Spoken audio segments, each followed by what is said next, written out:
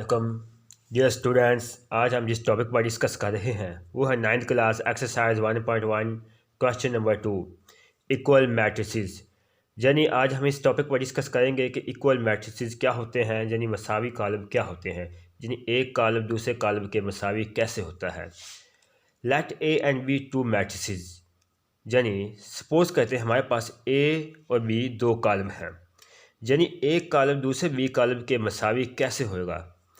Then A is said to be equal to B, यानी A को B के equal हम कह सकते हैं इफ़ एनी और इफ़, यानी इसकी दो शराइत हों। वो दो शराइत क्या हैं? The order of A is equal to the order of B, यानी कि जो मैट्रिक्स ए का ऑर्डर है वो मैट्रिक्स बी के ऑर्डर के बराबर होना चाहिए। अब ऑर्डर क्या आता है? वो कतारों और कॉलमों की तादाद के लिहाज से हम इसको ऑर्डर कहते हैं। यानी इसकी भी देखें कितनी रोज़ हैं, 2 रोज़ हैं, इसकी भी 2 रोज़ हैं, इसके भी 2 कॉलम हैं और इसके भी 2 कॉलम हैं। यानी इसका ऑर्डर ए का ऑर्डर बी के ऑर्डर के बराबर हो गया। यानी इसकी जो पहली शर्त है मसावी कॉलम की वो हमारे पास मुकम्मल हो चुकी है।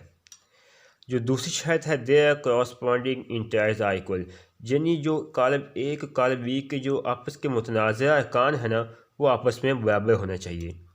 यानी देखें जहाँ पर 1 है तो वहाँ भी 1 होना चाहिए, और कॉलम ए का -4 है तो वहाँ भी -4, जहाँ पर 2 यहाँ पर 2।